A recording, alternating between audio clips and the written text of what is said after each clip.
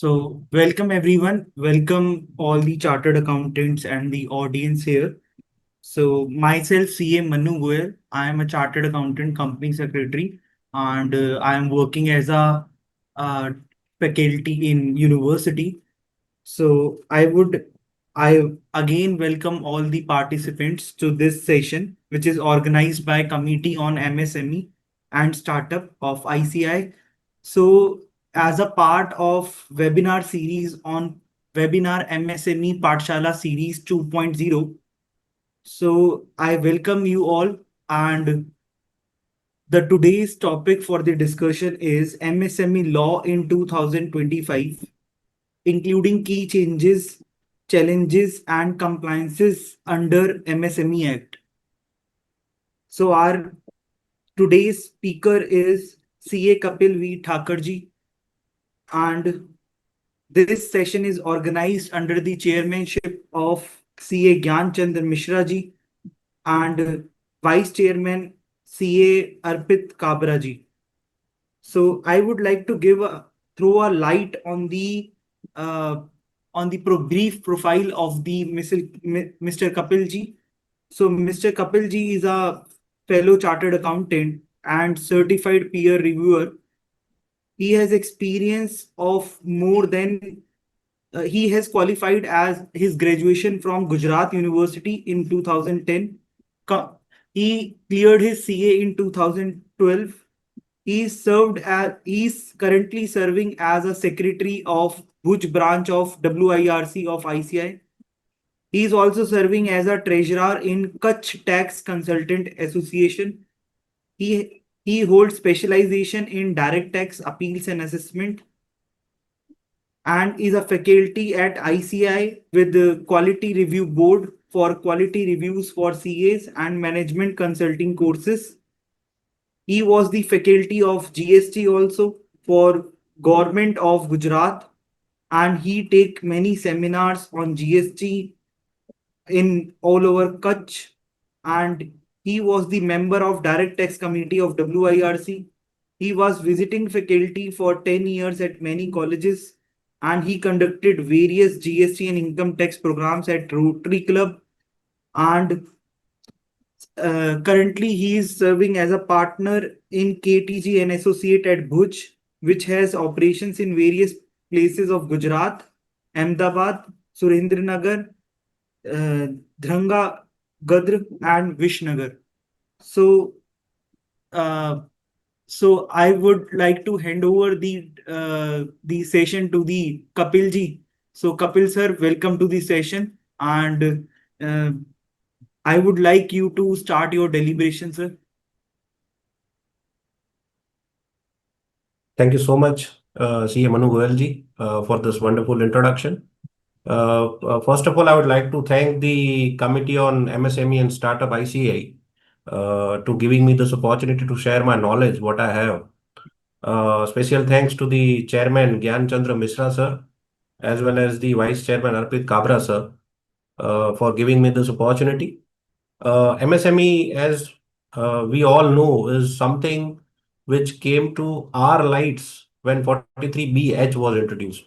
Till the time, the practicing chartered accountants were not that much, although there are people who are particularly doing a practice into MSMEs and all. Other than that, traditional practicing chartered accountants were not having that much command over the MSMEs till the time the 43BH was introduced.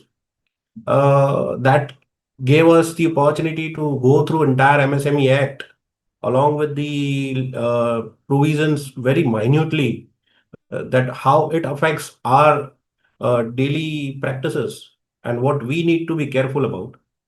Today's session, what I am conducting, is all about what being a professional we should be careful for. And title also I have selected very carefully, that we are in the 2025. So there are changes into compliances till date. What are that changes? What we need to be careful about MSMEs with that changes? We'll be discussing that in the next 1.5 hours. The rest 20 minutes, I'll keep it to the question answer so that we can take the questions from any of the participants. Okay, so I'm starting with the session by sharing my screen.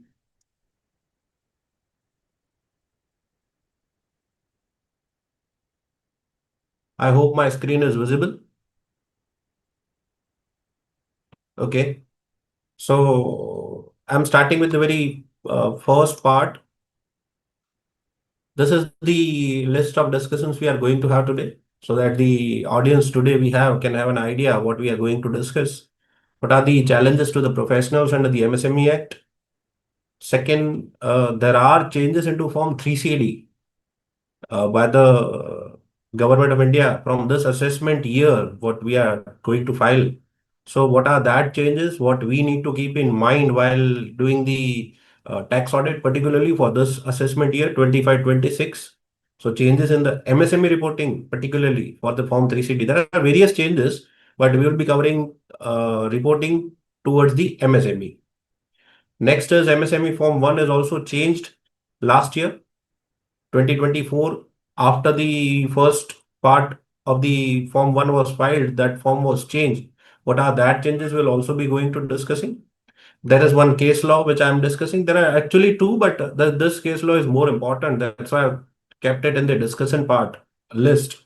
That is Blissful Garments Private Limited, along with the changes in the Finance Act 2025 about the MSMEs we will be discussing. So I'm starting with the first part, that is MSME Act challenges to the professionals. See, as we can see, this act is from 2006, and the provisions which we are going to discuss today are also there in the act from 2006. So it is nothing new in the act. But the situation was that, as I said earlier, that we were not used to read this that much minutely. Along with uh, our reporting was not maybe not covering MSME to that extent what they asked us, required us. So few of the act part I'm covering today. The first part is very interesting, and that's why I'm covering the act first. Though it may be, it looked like this is going to be more technical. This is right now going as a more technical part of the session, but I have kept the technical part first as an MSME act part discussion, और उसके बाद हम लोग दूसरे part पे shift करेंगे. सी, मैंने सबसे पहले दिया है सेक्शंस का लिस्ट. दो सेक्शन मैंने कवर किए हैं. The first is section 15. We all know what section 15 of the MSME act is, but I am still reading. Where any supplier supplies any goods or render any services to any buyer, the buyer shall make payment therefore on or before the date agreed upon between him and the supplier in writing, or when there is no agreement in this behalf before the appointed day.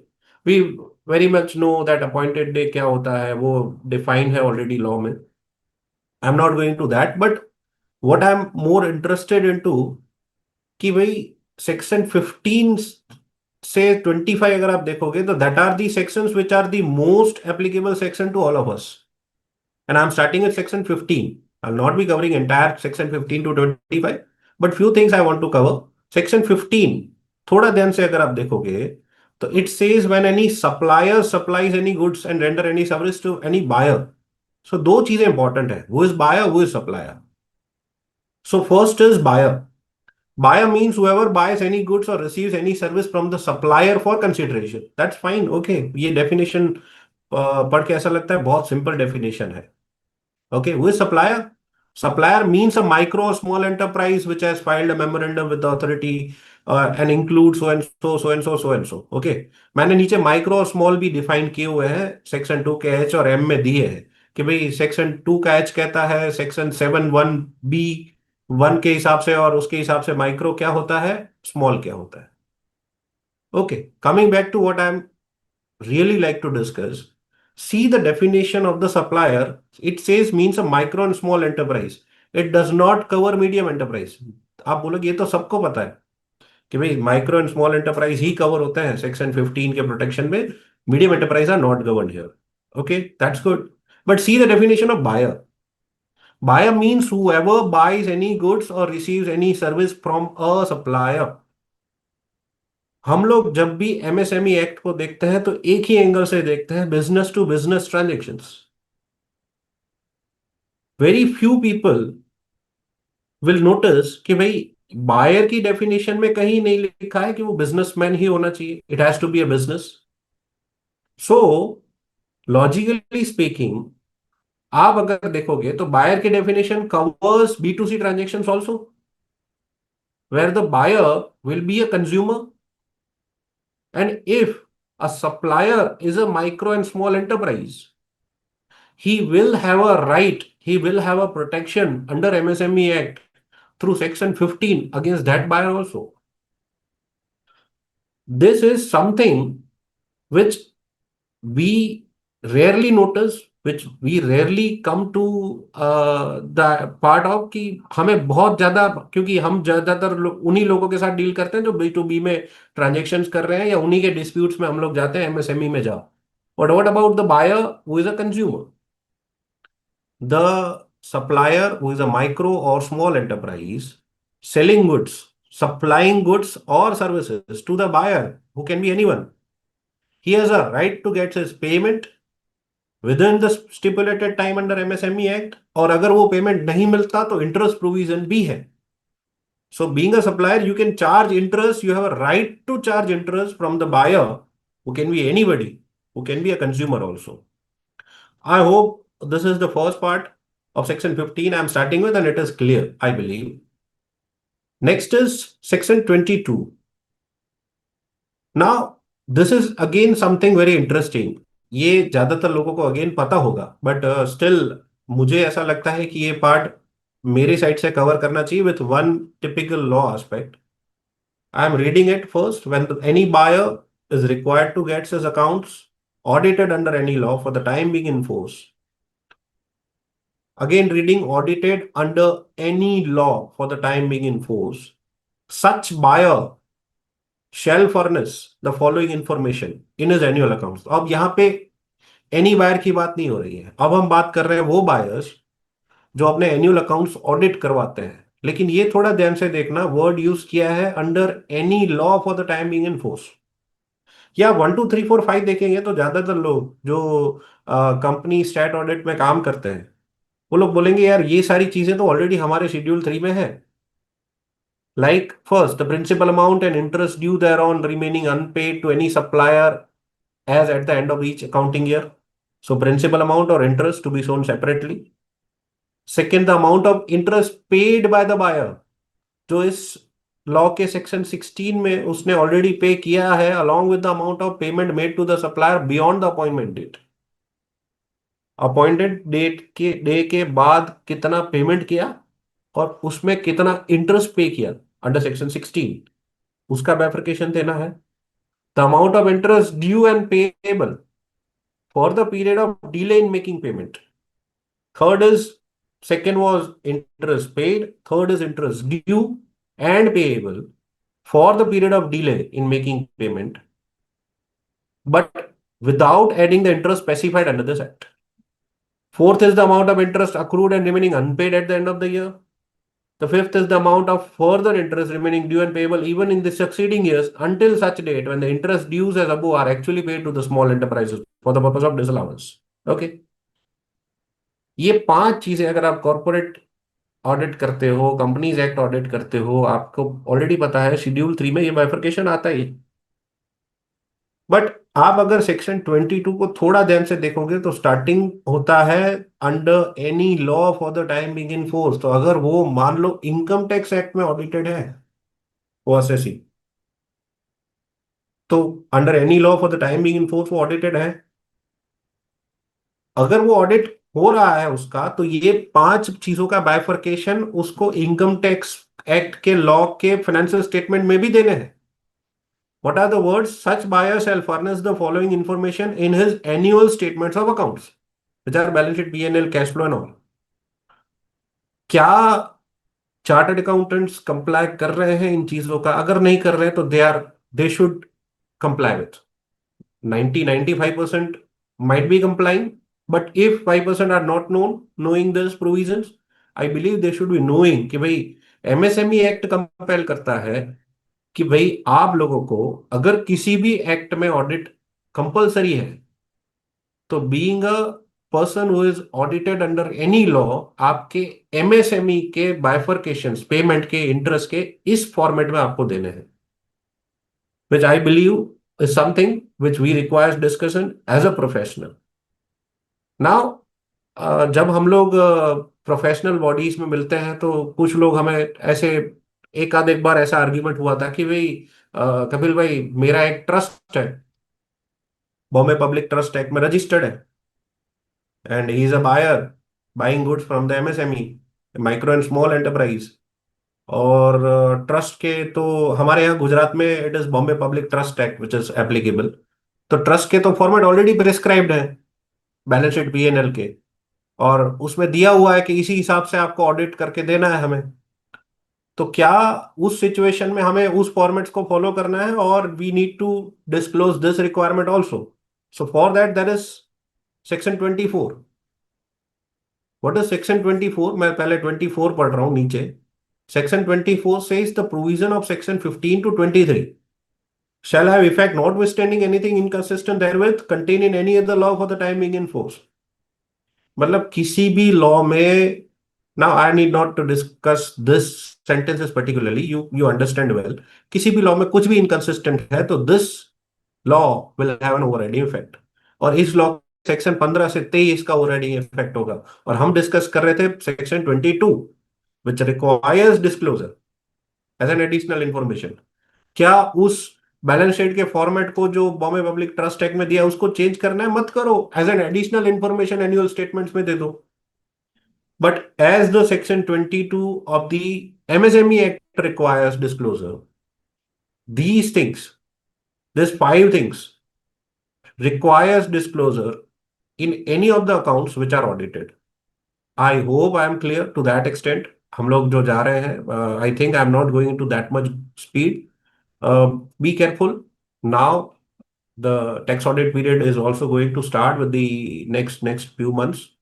तो जब भी आप tax audit reports भी sign कर रहे हो, that SSC is by default audited under income tax act. So it is any law for the timing in force, and being audited SSC MSME disclosures, हम लोग इनकम टैक्स में सिर्फ 43BH को focus करते आ रहे हैं अभी तक कि भाई इंटरेस्ट कितना पेमेंट है, डिसअलाउंस कितना है। But the financial statements, the 3CD form do not requires this bifurcation, mind well.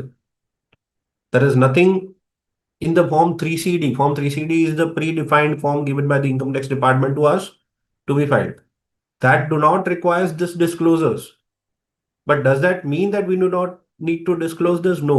clearly बोला है ये additional information होना चाहिए annual statement of accounts में। you can give an additional annexure, you can give an additional disclosure statement where you can write these five things। mind well, do not forget to attach this bifurcation in the income tax audit as well as any statutory audit you come across who is receiving goods from MSMEs। Because यहाँ पे again why I wrote the definition of buyer on the previous page, because this section 22 is the requirement for any buyer whose accounts are audited under any law। And who is buyer? Buyer means whoever buys any goods, any services from a supplier under consideration under this act, and who is supplier is a micro and small enterprises। So if a supplier is micro and small enterprise selling goods to a buyer, buyer means any person, there are two things। First, section 15 which I have discussed कि भाई उसको protection मिलता है, वो unregistered buyer हो, consumer हो, last end user हो, उसको भी इंटरेस्ट पेमेंट की लायबिलिटी भी आएगी। Right to claim under MSME act is there for the supplier.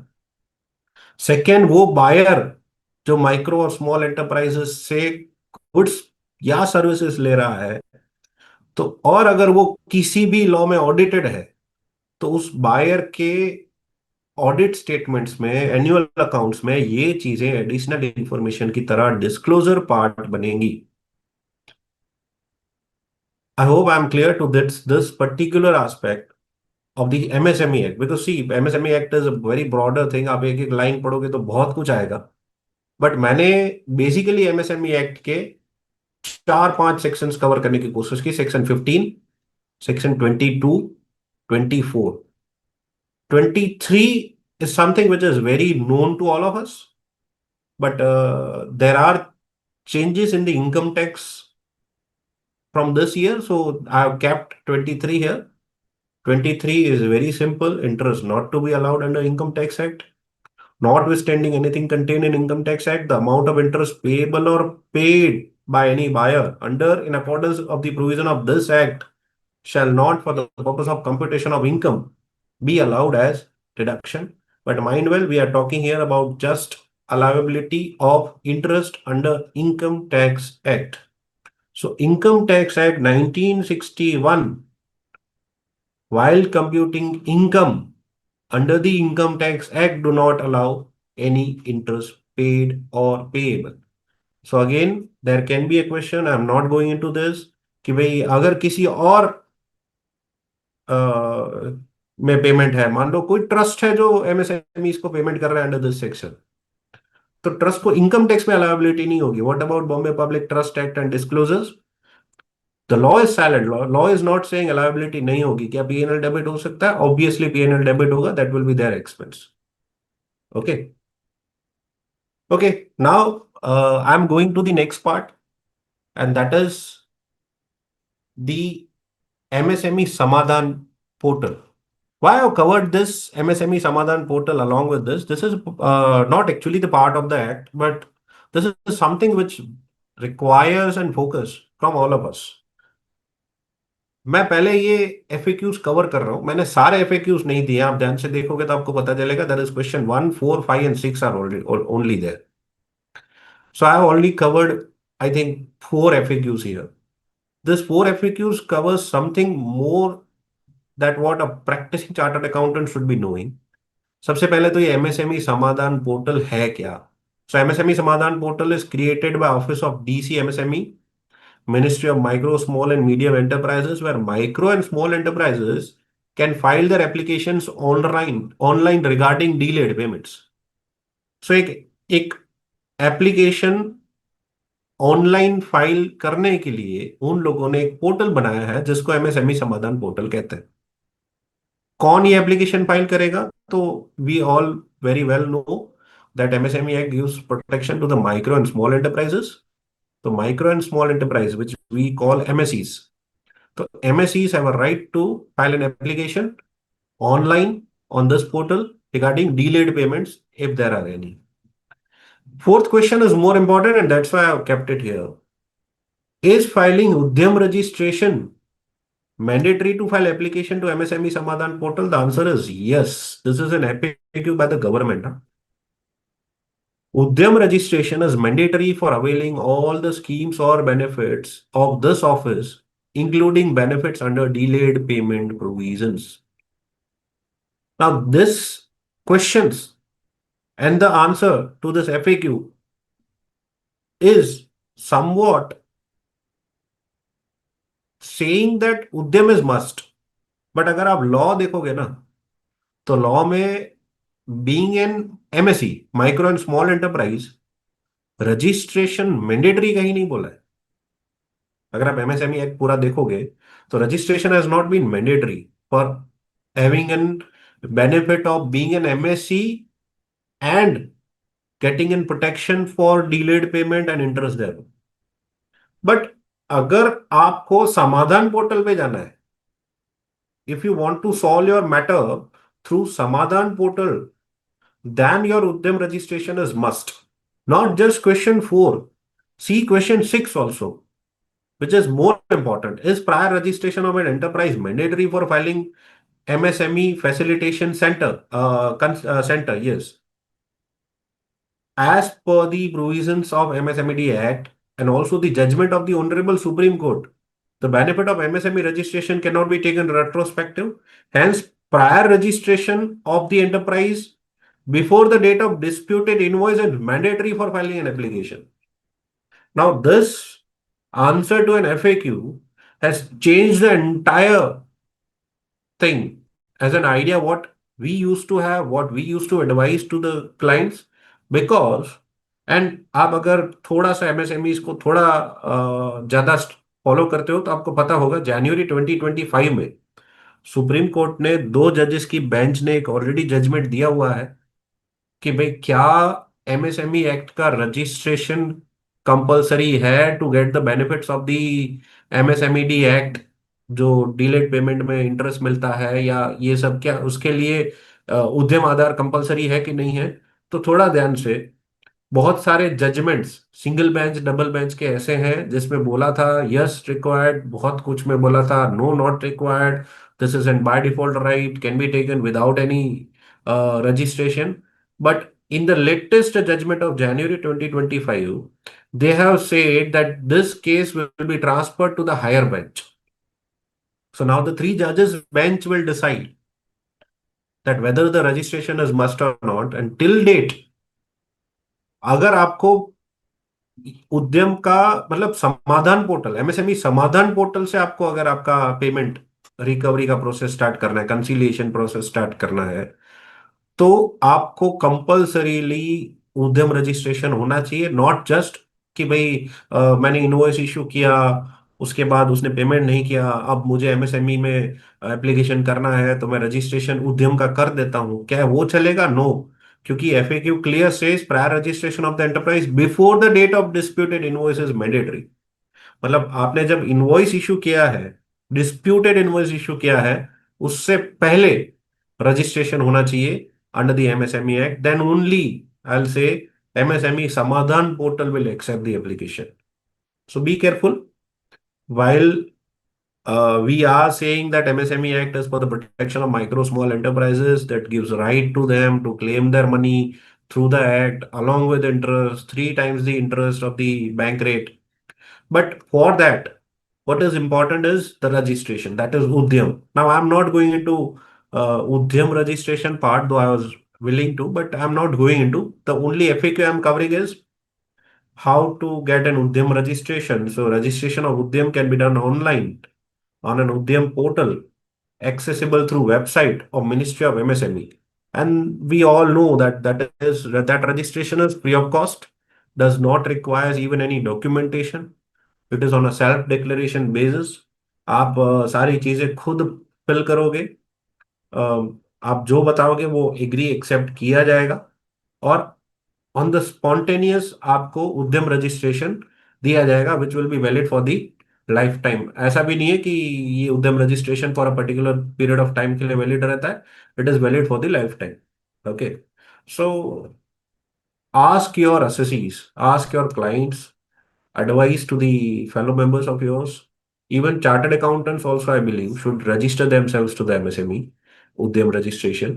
And others, your clients also should be advised कि आप जल्दी से जल्दी उद्यम ले लो at least, because in case they want to go for the, otherwise क्या होगा, क्या एमएसएमई एक्ट उन्हें प्रोटेक्शन नहीं देगा माइक्रो स्मॉल एंटरप्राइज को अगर उद्यम नहीं होगा तो पहले ये समाधान पोर्टल से तो नहीं जा पाएंगे, क्योंकि समाधान पोर्टल से जाने के लिए तो क्लियरली बोला है दे रिक्वायर्स उद्यम registration. So Samadhan portal will not take your application, तो कैसे जाना पड़ेगा? कोर्ट ऑफ लॉ में जाना पड़ेगा। और as I said, the judgment is still pending with the Supreme Court कि भाई क्या पॉसिबिलिटीज हैं कि एमएसएमई एक्ट में रजिस्ट्रेशन के बिना क्या एमएसएमई एक्ट उनको प्रोटेक्शन देता है कि नहीं, that will be decided by the larger branch. And I think the judgment is still not there. मैंने जनवरी 2025 का जजमेंट दिया था, उसके बाद वो जजमेंट मुझे मिला नहीं है, कोई ऐसा कोई जजमेंट आया हो इसके बारे में।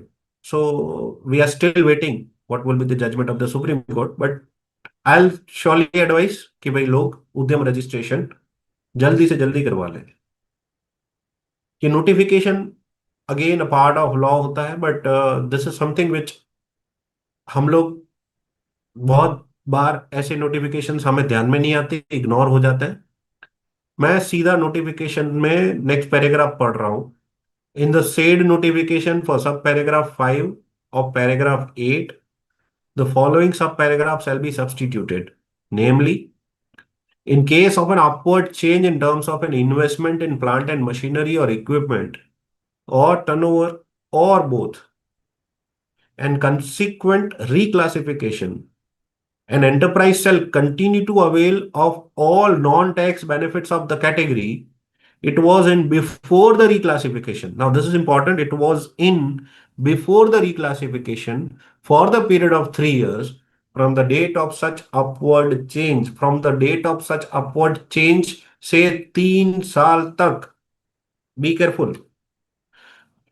आप लोगों को अगर see there is an prescribed limit of investment in plant and machinery और इक्विपमेंट और turnover for being a micro small और medium enterprise under the MSME act, हम उसको कवर करने की कोशिश करेंगे लेटर ऑन पे, which has been also revised into the Finance Act 2025 to 2.5 times 2 times. So वो लिमिट तो इंक्रीज हुई है, but there is a prescribed ceiling limit कि आप अगर इतना टर्नओवर करते हैं, इतना आपका प्लांट एंड मशीनरी में इन्वेस्टमेंट है, तो आप माइक्रो है, फिर स्मॉल है, फिर मीडियम है.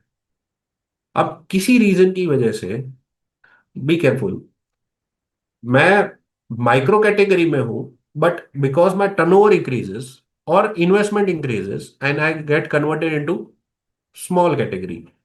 Again, going forward, because it increases more, I get converted into medium category. So what it happens is, again, the word clearly says that in case of an upward change, मैं यहाँ पे medium to small, small to micro की बात नहीं कर रहा हूं. मैं बोल रहा हूं in case of an upward change and consequent आपका रिक्लासिफिकेशन होता है, तो एंटरप्राइज को सारे के सारे नॉन टैक्स बेनिफिट मिलेंगे जो कि वो उससे पहले उसको मिलते थे before the reclassification.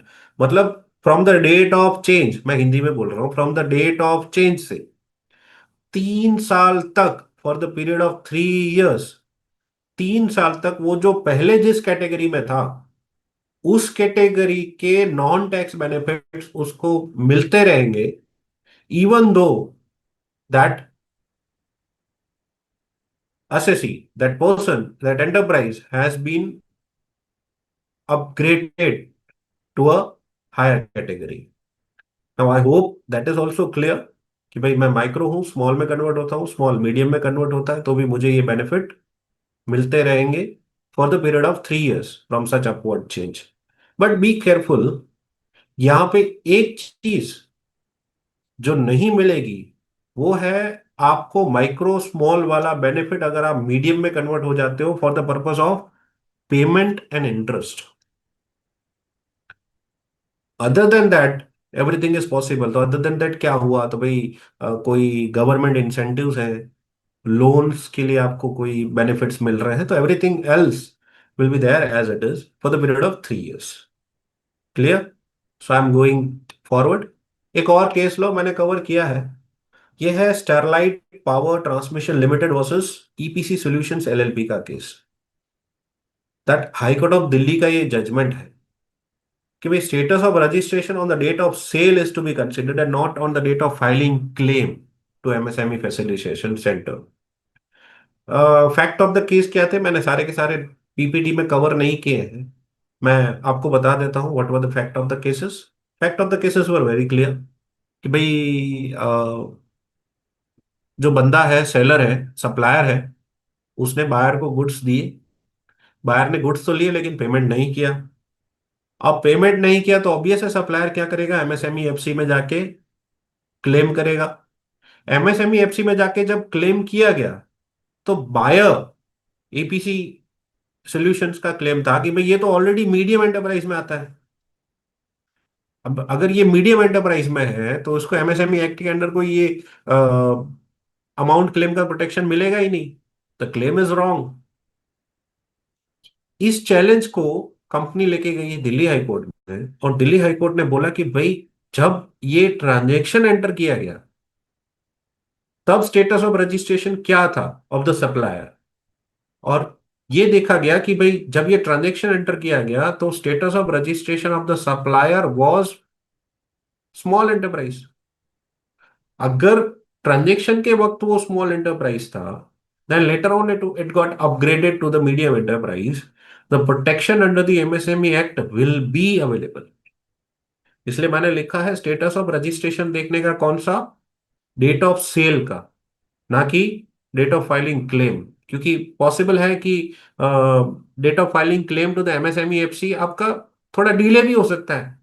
You do not regularly people do not file claim directly after 45 days. Okay.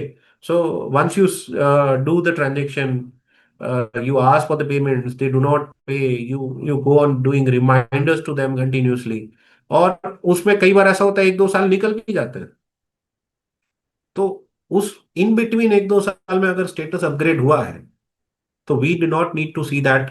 हाँ, अगर वो at the time of transaction itself, जब सेल किया गया, जब इन्वॉइसेस किए गए, सर्विसेज सप्लाई की गई, गुड्स पहुंचे, तभी वो मीडियम एंटरप्राइज की तरह कैटेगराइज्ड होता.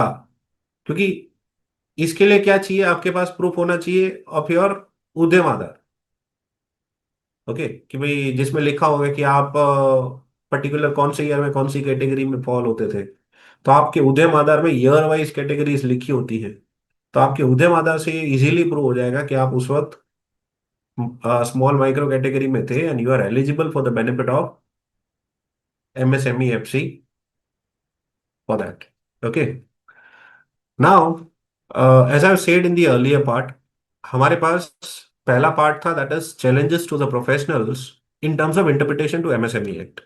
तो मैंने MSME Act के कुछ चीजें कवर की जो I believe professionals should keep in mind while doing their regular professional practices. Okay. Now I am going to the Form 3CD part for the assessment year 25-26. Because Form 3CD has gone a very important vital change regarding the reporting for MSME is concerned. Mind well, जैसे मैंने आपको बताया, ये reporting जो है ये तो आपको एनुअल फाइनेंशियल अकाउंट्स में देनी है. इसका फॉर्म 3CD से कोई लेना देना नहीं है. इनकम टैक्स एक्ट ये नहीं कहता आप ये डिस्क्लोजर्स दो.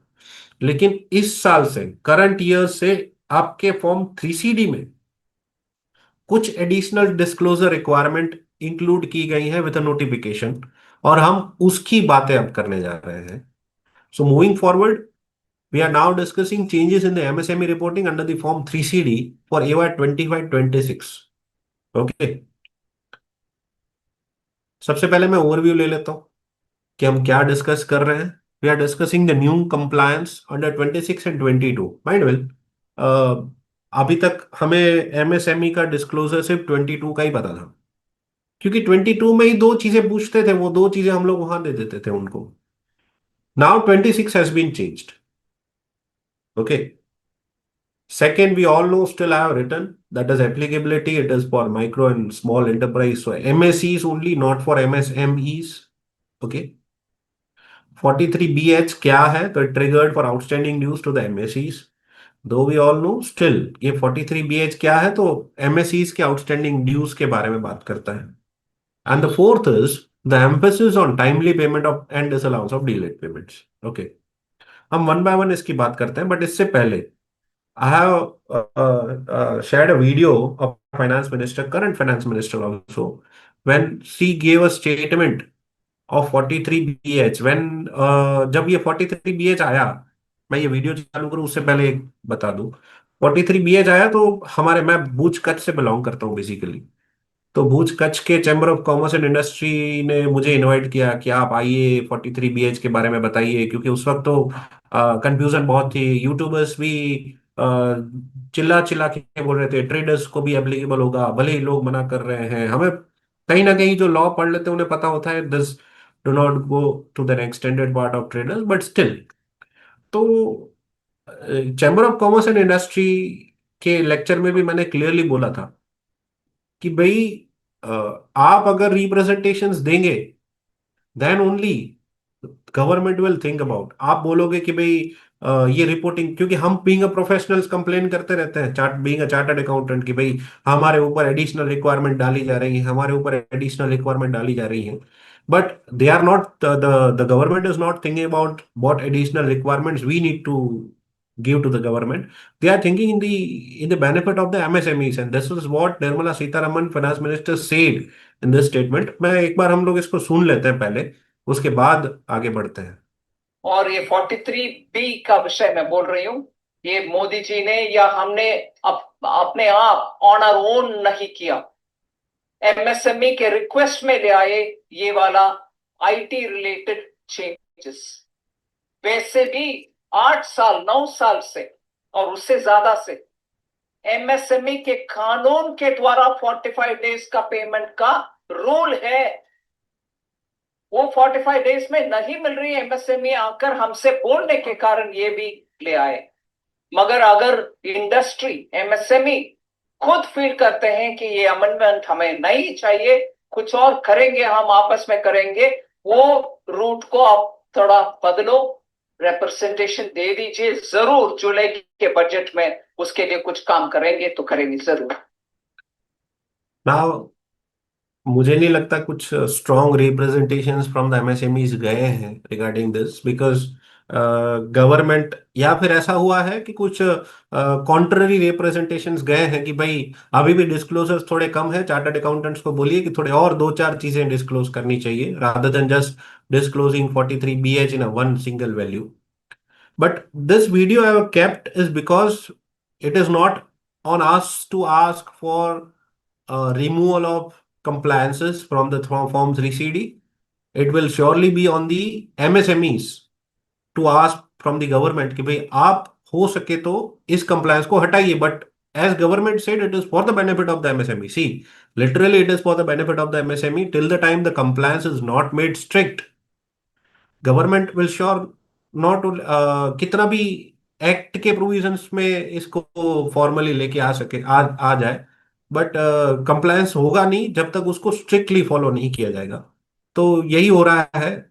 आई personally believe the MSMEs are getting benefit out of it.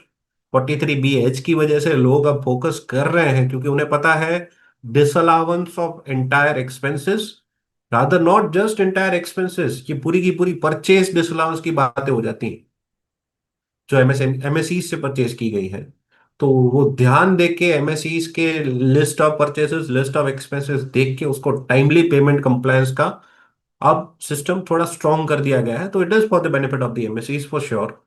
And now from this year, from assessment year 25-26, the reporting for the MSEs under 3CD has been increase too. और वो क्या change हुआ उसके बारे में हम बात कर लेते हैं. सबसे पहले मैं पूरा का पूरा इनकम टैक्स का फॉर्म लेके वो बताऊं कि देखो यहाँ पे 1 2 3 4 के हिसाब से 26 में ये था. मैं सीधा 26 क्लॉज, आई बिलीव आपको पता होगा क्लॉज 26 क्या है.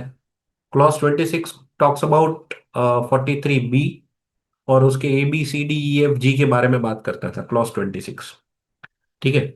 सो क्लॉज 26 में अभी तक था ABCDEFG के पोर्शन, और उसमें 26A और 26B दोनों थे. थोड़ा ध्यान से, 26A था, क्लॉज 26A था ओपनिंग बैलेंस के बारे में, और 26B था expenses during the previous year के बारे में. ओके. आपको पता है वो सारे पेमेंट्स जो बैंक के इंटरेस्ट है, गवर्नमेंट ड्यूज है, बोनस, पीएफ, वो सारे ABCDEFG करके हैं. तो वो सारी की सारी चीजों के लिए दो क्लॉजेस में डिवीजन था. पहला था 26A, that is opening balances, जो कि आपकी लास्ट ईयर में ओपनिंग में पड़ी रहेंगी. वो already either they are disallowed to you और वो वहां पे होंगी ही नहीं. 26B करंट ईयर के एक्सपेंसेस. थोड़ा ध्यान से देखना, अगर 26A में ओपनिंग बैलेंसेस हैं जो आपको डिसअलाउड हुई है, ठीक है, उसमें अभी तक 43BH नहीं था. नहीं था उसका टेक्निकल रीजन भी है, लॉजिकल रीजन भी है. ठीक है.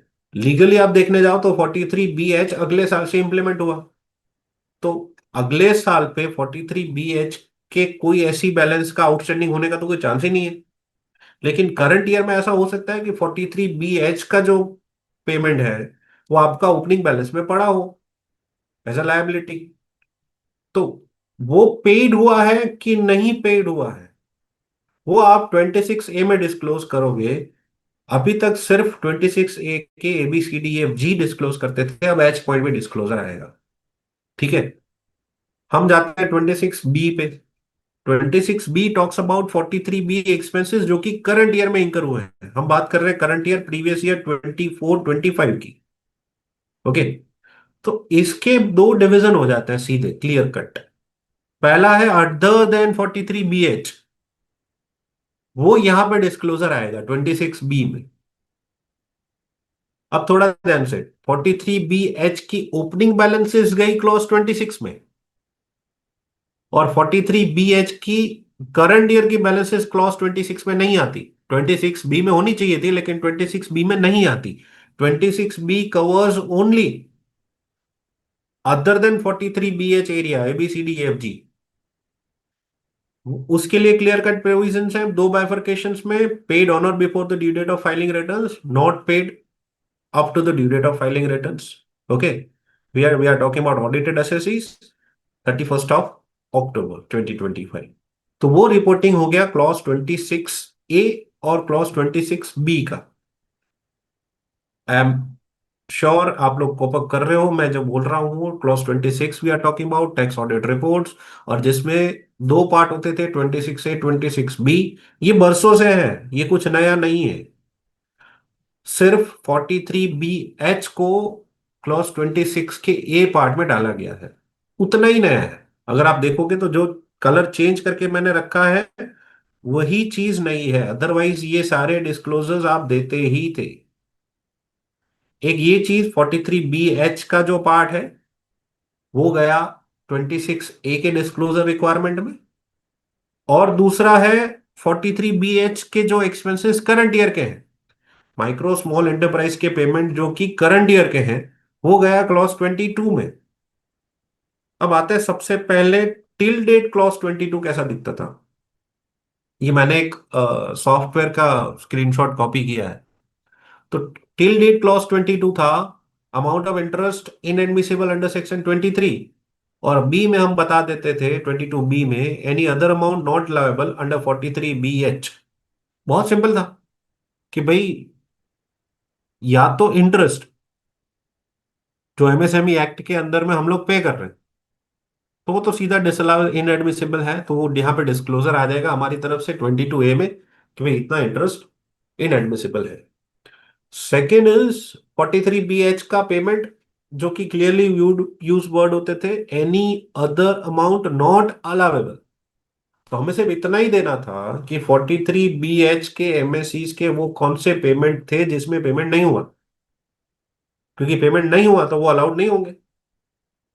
So any other amount not allowable under 43BH of the Income Tax Act 1961।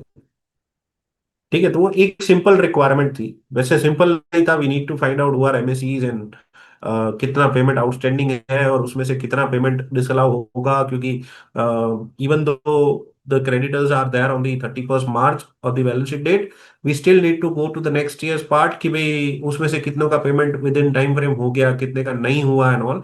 So all things were there. ठीक है, बट डिस्क्लोजर रिक्वायरमेंट एक ही जगह पे थी, एक ही जगह पे हम लोग वहां पे वो फिगर भर के छोड़ देते थे कि भाई यहाँ पे वैल्यू डाल देना है।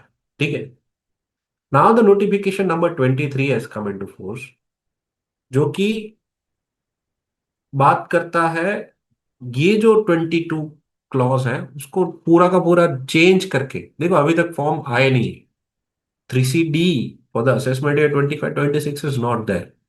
ठीक है, तो उसमें क्या अब आएगा डिस्क्लोजर रिक्वायरमेंट में, वो उसके बारे में हम बात कर रहे हैं।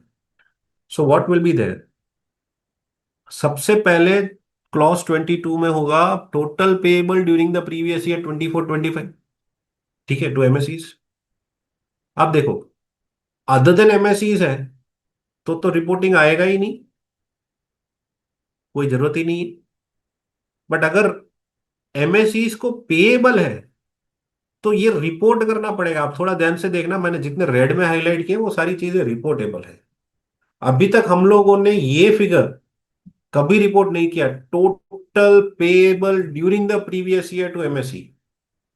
तो हम इस साल से फॉर्म 3CD में हम लोग रिपोर्ट करेंगे कि भाई पूरे P&L की डेबिट साइड पे कितनी चीजें हैं जो जिसमें से MSEs को पेएबल है। I am talking about payable to the MSEs in the current year.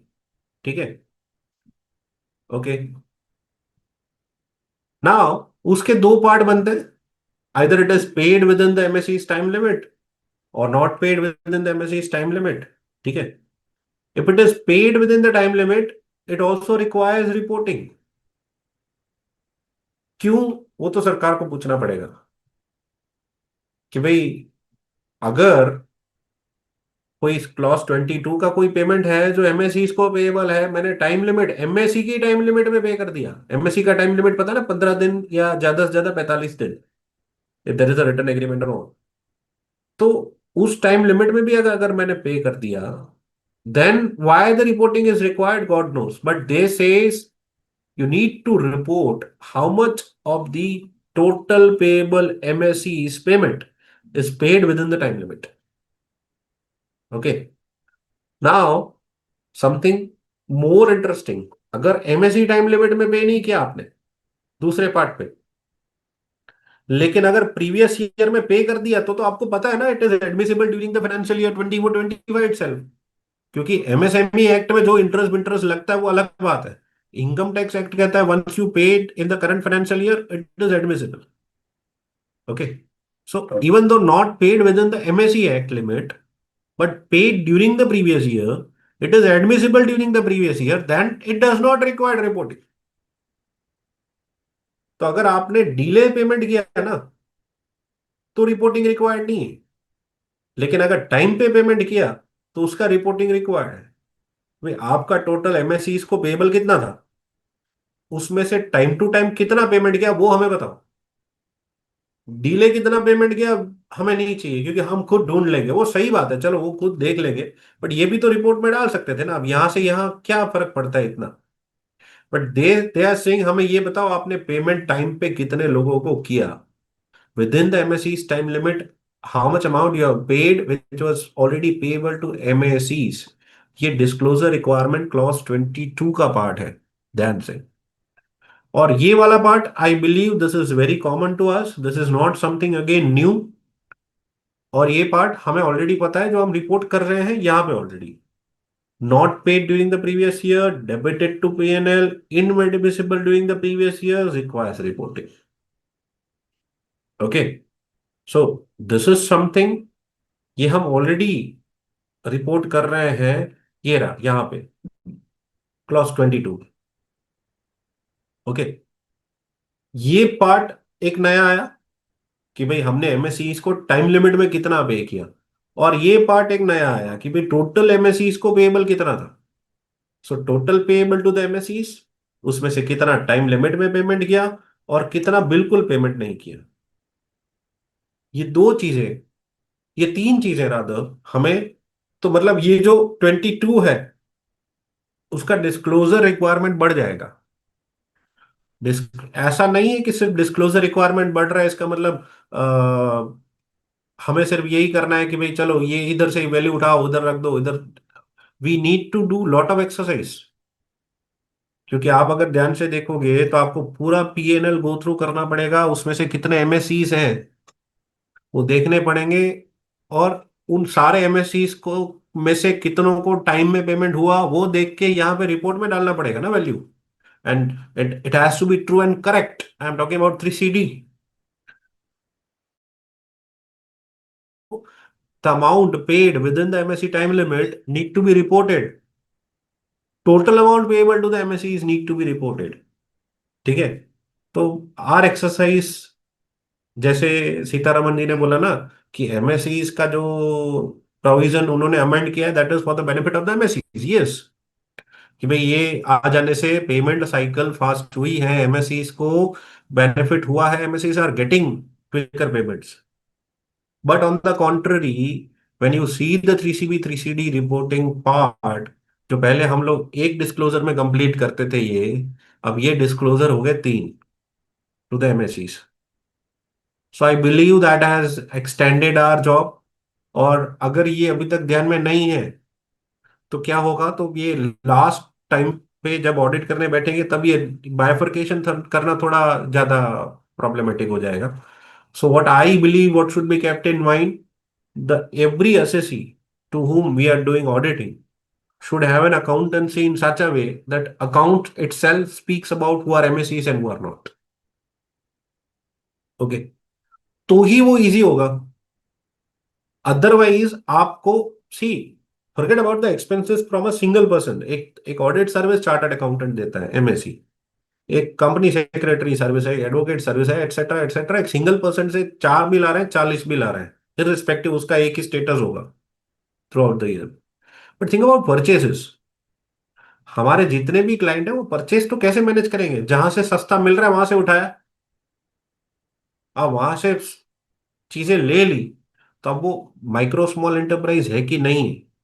अब बोलेंगे हमें भी पता नहीं होता सर, हमारा तो क्लियर कट फिक्स होता है कि वो माइक्रो हो, स्मॉल हो, मीडियम हो, या एमएसएमई उद्यम दे ना दे, हम तो जिस दिन हमारे गुड्स आते हैं उसी दिन पेमेंट करके खत्म कर देते हैं।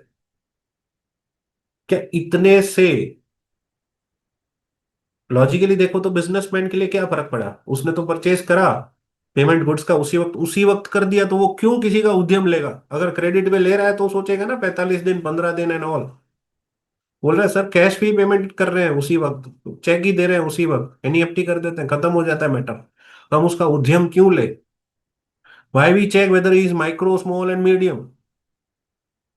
But now government is putting this provisions reporting requirement into 3CD कि भाई यू नीड टू रिपोर्ट कि उसमें से टोटल पेएबल में से एमएससीज कितने थे और उसमें से कितनों को टाइम पे पेमेंट हुआ।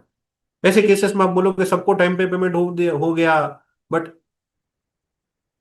आपको सिर्फ ये देना होता ना, total payable during the previous year, that was fine. आपको देना है टोटल पेएबल टू एमएससीज। उसके लिए आपको पता होना चाहिए टोटल एमएससीज कौन कौन से हैं जो पीएनएल में डेबिट साइड पे आपके सप्लायर्स लिस्ट में दिख रहे हैं। Ask your clients to maintain the records in a way that it gives bifurcation of the suppliers who are MSCs, who are not।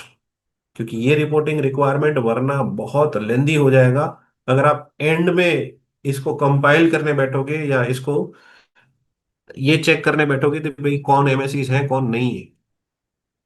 ठीक है। और सेकंड, अगर वैल्यू गलत हुआ 3CD का, तो you are yourself saying that this is true and correct. okay, and this is not something which we cannot say, we cannot argue that ये possible नहीं था हमारे लिए, क्योंकि पीएनएल के सारे एक्सपेंसेस हम लोग कहीं ना कहीं vouchers, we are bound to check the vouchers and see whether the MSME was, whether the supplier was MSE और नॉट। तो एक बहुत वाइटल इंपॉर्टेंट चेंज जो फॉर्म 3CD में किया गया है by the government, which we requires, and reporting is also very important because ये चीजें हमें एक्सरसाइज करवाएंगी। एमएससीज का टोटल पेएबल रिपोर्टिंग, उसमें से टाइम लिमिट में कितना पे किया, और ये चीज हम लोग कर लेते थे। क्योंकि यहाँ पे क्या होता है, बहुत सिंपल होता है, समझो। अभी तक एमएससीज इतना ज्यादा कंबरसम क्यों नहीं लगा? क्योंकि क्रेडिटर्स देखते थे। हमारे लिए जब यहाँ पे रिपोर्टिंग करना होता था तो हम लोग क्या करते थे 43BH में, 23 का इंटरेस्ट एक्सपेंस, तो ठीक है वो तो इंटरेस्ट अलग से डेबिट किया होगा, हमें पता चल जाएगा कि भाई माइक एमएसएमई का इंटरेस्ट पे किया, वो तो डिसला होगा। बट 43BH में तो हम लोग क्या देख लेते थे? क्रेडिटर्स देख लेते थे। When we see the list of creditors, we see that it is in whether it is micro, small or not, and whether the payment is pending or not, payment is pending creditors है। Micro small की category उन्हीं list में देखनी है, अब सिर्फ creditors नहीं देखने हैं, सारे सप्लायर्स देखने हैं। So the reporting part has been extended to a great level, और उसके हिसाब से आप अपनी ऑडिट प्लान पूरी रीडिजाइन करके पूरा ऑडिट कंप्लीट करना पड़ेगा। I hope this reporting requirement of 3CD which has been introduced newly to the form from this assessment year is clear। Okay, मैं आगे बढ़ रहा हूँ। कुछ चीजें जो मैंने नोट्स में दी है, क्योंकि मैं वो चार्ट में इंक्लूड नहीं करा है मैंने, ये पेमेंट टर्म एग्रीड नहीं है तो 15 दिन है, टर्म एग्रीड है तो earlier of the agreed period of 45 days है। इंटरेस्ट कितना पे करना है? तो it has to be 3 times of the bank rate. Bank rate has just been change to, and interest 22 में डिसअलाउंस अट्रैक्ट करेगा form 3CD में। ठीक है, this is something which I have kept into the PPT because वो chart में कहीं पे भी उसको मैंने टच नहीं किया है। ठीक है। हमें क्या ध्यान रखना है? सो सारे के सारे interest, both paid and accrued interest, MSc को डिसअलाउ होंगे। नॉट बुक्ड इन अकाउंट्स, तो डिसअलाउंस की कोई जरूरत नहीं है। Clause 22 and 26 must be linked while preparing form 3CD। जो अभी तक हम लोग 26 को तो ऑब्वियस है, वो अभी तक अलग था। और ये वाला जो मैंने क्लियर कट लिखा है, प्रिफर टू मेंटेन उद्यम status proof for each MSME vendor unless until your client do not have the list कि भाई उसके सप्लायर में से कितने लोग एमएससीज हैं। आप कैसे बाइफरकेशन कर लोगे? और आप अगर बाइफरकेशन कर नहीं पाते हो तो आप ये फिगर कैसे लेके आओगे? How will you reach to a figure payable to MSEs? And if you are not here, तो फॉर्म 3CD में क्या वैल्यू डालोगे? So again, ask your clients कि भाई आप अपने जितने भी सप्लायर्स हैं उनके एमएसएमई स्टेटस का एक रिकॉर्ड मेंटेन कर दो। Even though the suppliers has been made payment, suppliers को पेमेंट मिल गया है तो भी वो रिपोर्टिंग, उनके पास एक एटलीस्ट लिस्ट तो होना ही चाहिए। ठीक है। The third part I am covering today is the MSME 1 form. That is the Companies Act regulation, the requirement to file form MSME 1. I hope I am clear to that extent to till right now. If you have any doubt, we'll take it in the last 20 minutes, 25 minutes. Okay. The third is changes in the MSME 1 form. And again, इसके साथ एक case law भी हम लोग cover करेंगे। वैसे मैं corporate compliance मेरी फॉर्म में मैं नहीं देखता, मैं सिर्फ इनकम टैक्स के एरियाज को ही टच करता हूँ। बट एमएसएमई फॉर्म 1 जो कि थोड़ा सा मेरे ध्यान में भी है और थोड़ा इंटरेस्टिंग भी है because it has also gone through a change, तो I am also covering that part. First of all, ये एमएसएमई 1 है क्या? It's a report of outstanding payment to micro and small. Again, companies act also give protection, safety, or would say the reporting requirement to MSEs only. Here also the word used is micro and small enterprises, not medium enterprises. And the word clearly says it is beyond 45 days. ये कहाँ से आता है? तो section 405 of the companies act 2013 से आता है। और इसका फाइलिंग फ्रीक्वेंसी है half yearly, that is April to September and October to March. Every after the end of the half year within 30 days you have to file. Okay. अभी तक जो form था ना, ये एमएसएमई 1, ये क्या था, कैसे फाइल होता था, उसका एक मैंने लिस्ट बनाया है।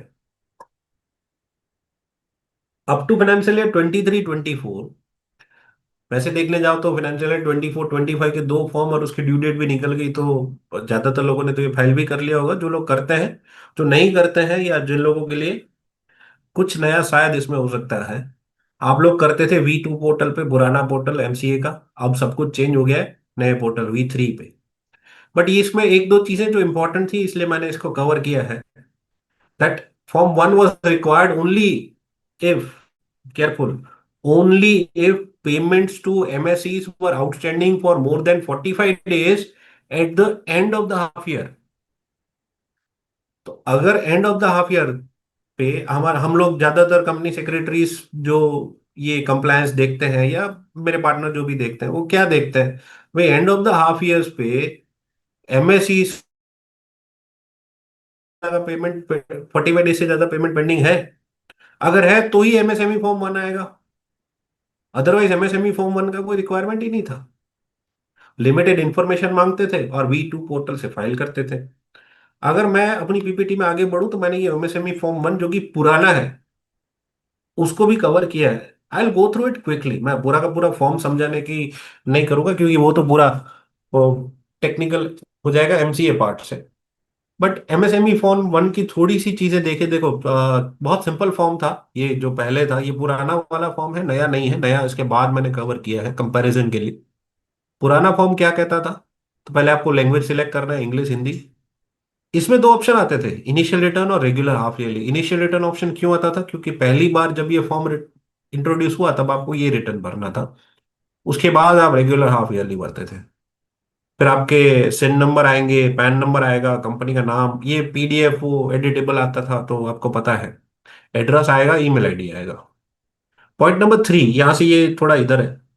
Point number 3, initial return of outstanding dues. यहां पे आप डालोगे इनिशियल रिटर्न का आउटस्टैंडिंग ड्यूज पॉइंट नंबर 3 में। अगर पहली बार रिटर्न भर रहे हो तो पॉइंट नंबर 3 आपको एप्लीकेबल होगा, उसके अलावा की कोई चीजें नहीं। ठीक है। उसमें आप पर्टिकुलर्स दोगे, like financial year, name of the supplier, pan, amount due, और कौन सी डेट से अमाउंट ड्यू है। ठीक है। ये 5 चीजें आती थी। अब पॉइंट नंबर 4 देखो। पॉइंट नंबर 4 है regular return of the outstanding dues, मतलब हम हर 6 महीने पे जो रिटर्न भरते हैं, रेगुलर रिटर्न आउटस्टैंडिंग ड्यूज का, उसके लिए पॉइंट नंबर 4 में डेटा आएगा। पॉइंट नंबर 4 में 2 पार्ट थे, part 1, part 2। Part 1 talks about outstanding for April to September, part 2 talks about October to March. I think my moving cursor is also visible to all. I believe it is visible. Okay. So, part 1 total outstanding April to September, part 2 total outstanding during October to March. उसमें जो अप्रैल to सितंबर वाला part था उसमें भी यही सारी चीजें, financial year कौन सा था, सप्लायर का नाम, पैन, ड्यू, और डेट जब से ये ड्यू है। सेम चीजें यहाँ पे, अगर आप पहले क्वार्टर का, पहले हाफ ईयर का भर रहे हो तो यहाँ डिटेल आएंगी, दूसरे हाफ ईयर का भर रहे हो तो यहाँ डिटेल आएंगी। थोड़ा ध्यान से देखना। रीजन फॉर डिले सिर्फ एक बॉक्स देते थे। ठीक है। और उसमें आपको रीजंस डालना होता था। अगर कोई अटैचमेंट है तो अटैचमेंट करो, डिजिटली साइन, डेजिग्नेशन, है ना, मैनेजिंग पार्टनर, डायरेक्टर, समथिंग जो भी है, वो एलएलपी है तो उस हिसाब से नो। बट डिन पैन, ओके ठीक है, यहाँ पे खत्म हो गया। अब थोड़ा ध्यान से, कि एलएलपी के लिए नहीं आएगा, सॉरी, बट डिन आएगा, डायरेक्टर का डेजिग्नेशन आएगा, डायरेक्टर और the secretary who is filing. Okay. Simple form, I would say बहुत ज्यादा एफर्ट्स नहीं लेता था, और ज्यादातर केसेस में, जहां तक मुझे पता है, ज्यादातर केसेस में एप्लीकेबिलिटी ही नहीं आता था। क्यों? तो जब ये पार्ट देखोगे ना, कि भाई at the end of the half year 45 days से ज्यादा कितनों के आउटस्टैंडिंग है तो बहुत कम हो जाते थे, क्योंकि वो लोग भी, अब कॉर्पोरेट्स भी ध्यान रख रहे थे कि ऐसा कोई ना हो कि हमें एमएसएमई फॉर्म 1 भरना ही पड़े। तो नहीं है तो एमएसएमई फॉर्म 1 का कोई लाइबिलिटी आता नहीं था भरने का, ये फॉर्म ज्यादातर भरा नहीं जाता था। भरते हैं, जिनको रिक्वायरमेंट होती है भर देते हैं। Now that has been changed. First change is it is filed on V3 portal. Now every form is going through V3 portal for sure, I think. So from 24-25, ये तो इस फाइनेंशियल ईयर से, अगले फाइनेंशियल ईयर से ही V3 portal पे चला गया। But थोड़ा ध्यान से देखो, mandatory filing if any payment to MSME was made after 45 days during the half year. अगर आपने उस हाफ ईयर में किसी भी एमएसएमई को, एमएसई को 45 डेज के बाद पेमेंट किया है तो भी एमएसएमई फॉर्म 1 मैंडेटरी है, जो कि पहले नहीं था। पहले आपने 45 डेज के बाद भी पेमेंट कर रहे हो, लेकिन हाफ ईयर एंड पे आउटस्टैंडिंग कुछ नहीं है तो आपको एमएसएमई फॉर्म 1 नहीं भरना है।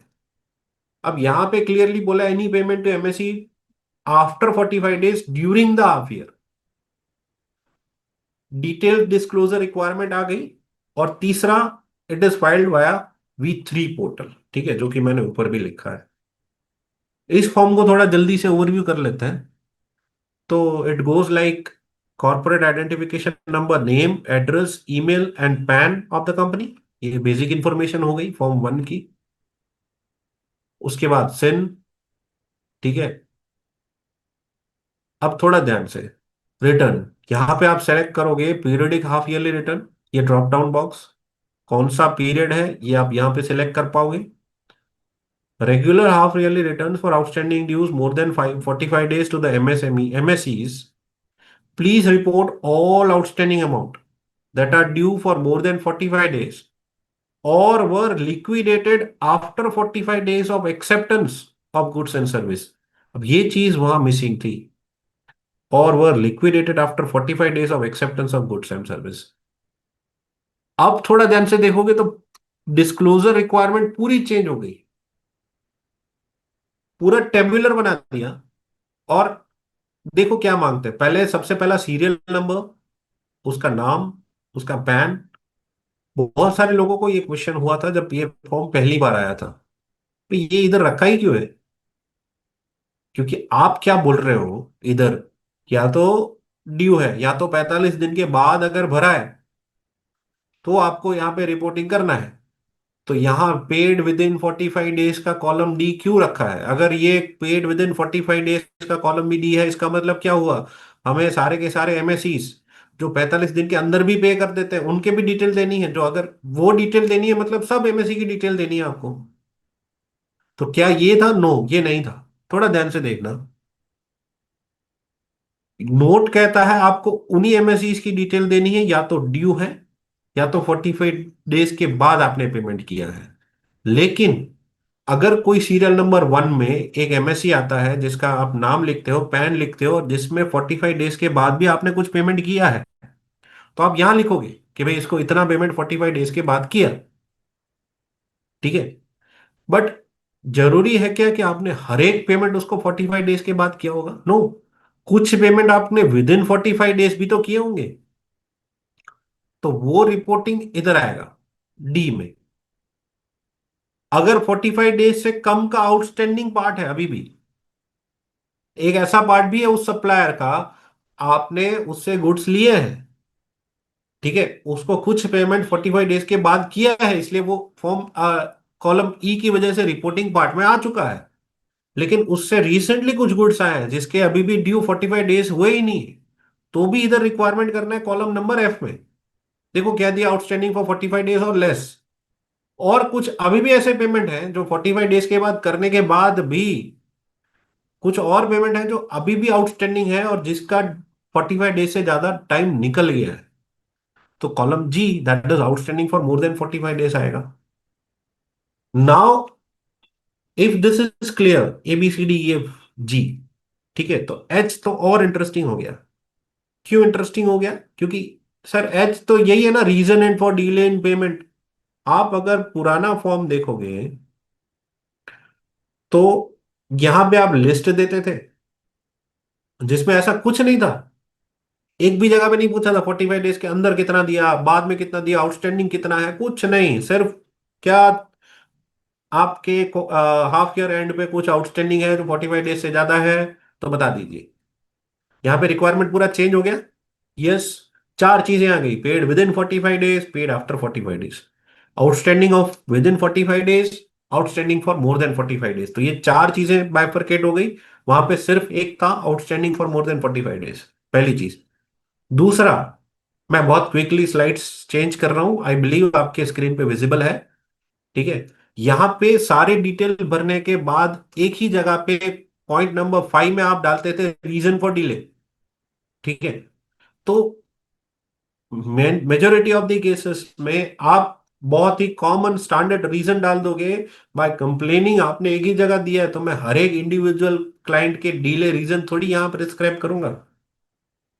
क्या रीजन है, तो मैं ओवरऑल कंबाइंड सबके मिला के ये रीजन था, इसलिए मैंने यहाँ ये डिले किया है। अब से रीजन फॉर डिले आपको सीरियल नंबर वाइज देना है।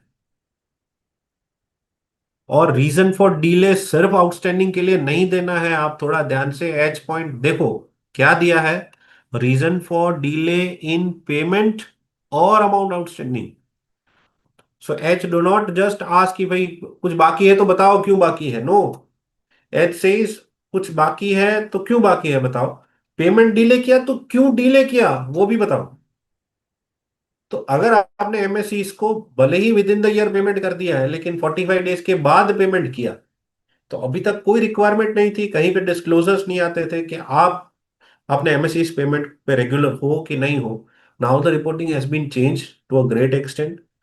This is an extensive reporting part, I would say, that is paid after 45 days. Even though it is paid, that they ask us to report why there was a delay in payment.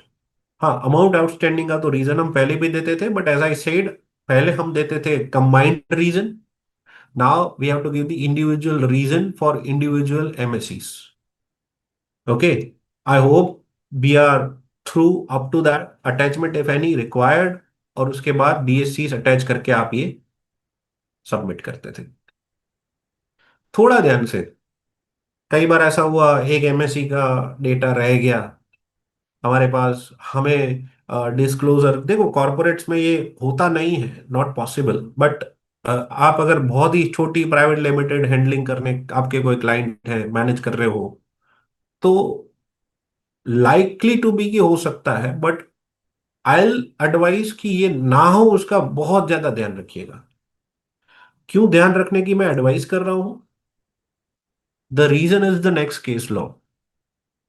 कि देखो मैंने एक detailed comparison दिया है, already हमने ये सब discuss किया है, बट फिर से एक टेबुलर फॉर्म में मैंने दे दिया, ताकि किसी को अगर एक ही बार में ये रखना है तो ये स्क्रीनशॉट इजीली रख सकते हैं। फाइनेंशियल ईयर 23-24 तक क्या था, 24-25 ऑनवर्ड्स आपकी रिपोर्टिंग कैसे होगी। ठीक है, ये केस स्टडी है ब्लिसफुल गारमेंट्स प्राइवेट लिमिटेड। थोड़ा ध्यान से देखना, ये स्मॉल कंपनी थी, ये कोई बिग लार्ज कंपनी नहीं थी, ये एक प्राइवेट लिमिटेड थी, और जजमेंट में लिखा गया है it is a small company. सबसे पहले मैं केस की मैटर्स की बात कर लेता हूं। तो आरओसी रिसीव्ड अ कंप्लेन, ठीक है, that so and so company has supplied goods to the Blissful Garments Private Limited and raised an invoices. Blissful Garments Private Limited was under an obligation to file Form MSME 1 indicating the amount outstanding to the company along with the number of days of delay which has failed to do. अब थोड़ा ध्यान से देखना, ये जो company है ना, जो कंप्लेन कर रही है, it is a supplier to the blissful garment private limited. Okay, लेकिन उस सप्लायर को ये असेसी, जो कि बायर है ब्लिसफुल गारमेंट प्राइवेट लिमिटेड, ये बायर ने सप्लायर को टाइम पे पेमेंट नहीं दिया, तो ऑब्वियस है एमएसएमई फॉर्म 1 भरना पड़ेगा, क्योंकि जो सप्लायर है वो एमएसई है। तो blissful garment private limited was under obligation कि भाई आप एमएसएमई फॉर्म 1 भर के बताओ कि हमने इस एमएससी का पेमेंट इतने दिन से डिले करा है। लेकिन उन्होंने ये फॉर्म भरा ही नहीं। आरओसी ने सो कॉज नोटिस इशू किया ब्लिसफुल गारमेंट प्राइवेट लिमिटेड को कि भाई ये फॉर्म नहीं भरा है आपने। Blissful garment private limited admitted that they had a business deal of 18,58,500 during the period October to December 2020, and that they had also issued a check of 18,56,689 on 23rd of October 2020 and made payments of 133,875 and 850 8,50,000 on September 2021. Okay, पहले check issue किया, फिर कुछ reason की वजह से check clear नहीं हुआ, जो भी रीजन थे, फिर उन्होंने 1,33,000 का भी पेमेंट किया है, 8,50,000 का भी पेमेंट किया है उस कंप्लेन करने वाले कंपनी को। However, the complainant has initiated a proceeding before the Honorable Judicial Magistrate Court of Hyderabad. तो ब्लिसफुल गारमेंट प्राइवेट लिमिटेड बोला कि भाई हमने पेमेंट करा भी है, लेकिन उन्होंने फिर भी रिकवरी का केस फाइल कर दिया है जुडिशियल मैजिस्ट्रेट कोर्ट में कि भाई हमें पेमेंट करो। It has it also stated that Blissful Garment Private Limited is ready to settle the due amount outside the court if the complainant is willing to withdraw the judicial proceeding. Blissful garment private limited कौन से line पे जा रहा था, थोड़ा ध्यान से देखो। वो सोच रहे थे कि भाई इन्होंने आरओसी को कंप्लेन भी इसीलिए किया है कि हम उनका पेमेंट नहीं कर रहे, तो उन्होंने आरओसी को भी आंसर क्या दिया कि भाई उन्होंने मैजिस्ट्रेट कोर्ट में ऑलरेडी केस फाइल करके रखा है सर, और अगर वो बोले कि हम सेटल करना चाहते हैं तो हम out of the court settle भी कर देते हैं आउटसाइड कोर्ट, आप कंप्लेन विड्रॉ कर दो तो हम आउटसाइड कोर्ट पूरा का पूरा पेमेंट उनको उनका सेटल कर देते हैं, खत्म करते हैं पेमेंट। ठीक है, observations of the ROC were that the Blissful Garments Private Limited did not offer any explanation as to why the said e-form was not been filed. ROC ने तो एक ही चीज बोला कि भाई मुझे आपके सारी चीजों से एक चीज समझ में नहीं आ रही, आपने एमएसएमई फॉर्म 1 क्यों नहीं भरा। Therefore, though there may be judicial proceedings since the company has admitted the transaction, आपने बोला ना ट्रांजेक्शन हुआ है किसी एमएससी से, आपको पता है you have entered into a transaction with MSc, yes, nothing prevented the company from filing MSME form 1 indicating the admitted amount that in due and reasons for the delay in payment, आप बता दो MSME 1 भरो और उस MSME 1 में बता दो अपना रीजन कि भाई ये डिले इस रीजन की वजह से हुआ है.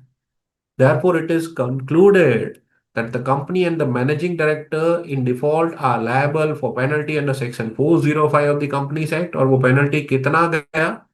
Total penalty has amounted to 16,09,000. It is not for the single form. आप अगर पूरा केस लॉ देखोगे तो आपको पता चलेगा स्मॉल कंपनीज के लिए सिंगल फॉर्म की सीलिंग लिमिट है 2 लाख. ठीक है. बट उन्होंने क्या किया 2020 में, अगर सितंबर ईयर एंड का नहीं भरा है तो 2021 मार्च ईयर एंड भी नहीं भरा, फिर 2021 सितंबर ईयर एंड भी नहीं भरा. तो वैसे करते करते हर फॉर्म की 2-2 लाख की सीलिंग लिमिट का पेनल्टी लगा, along with the managing directors who are also responsible, उनको सीलिंग लिमिट में 1-1 लाख का पेनल्टी लगा. तो आप अगर थोड़ा ध्यान से देखोगे तो आरओसी ने पेनल्टी लगाया है 16,09,000 रुपए for not filing a simple form, that is MSME form 1. Okay. और जो MSME फॉर्म 1 में ट्रांजेक्शन कितने अमाउंट का था, तो ये पहली लाइन में था, यहाँ पे थर्ड में पूरा का पूरा मैटर था 18,58,500 रुपए का. तो अगर या तो ये 18,58,000 उनको दे देते तो कोई प्रॉब्लम नहीं था, तो ये फॉर्म भरना ही नहीं था. अब 18,58,000 उनको नहीं दिया और डिस्प्यूट में चले गए. भाई जाओ डिस्प्यूट में, कोई प्रॉब्लम नहीं है, but legal requirement of MSME form 1 आप स्किप नहीं कर सकते.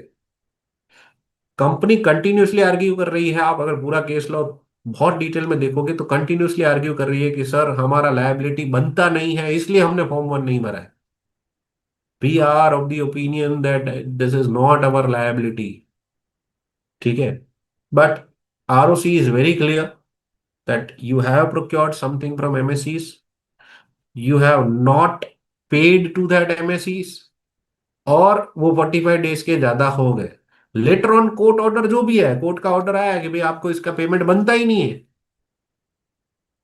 तो भले ठीक है, बट आपने MSME 1 फॉर्म तो फाइल करना ही है टिल द टाइम कोई डिग्री या कोर्ट ऑर्डर नहीं आ जाता कि भाई जजमेंट क्या है final. So penalty was 16,09,000. That was huge penalty to a small company.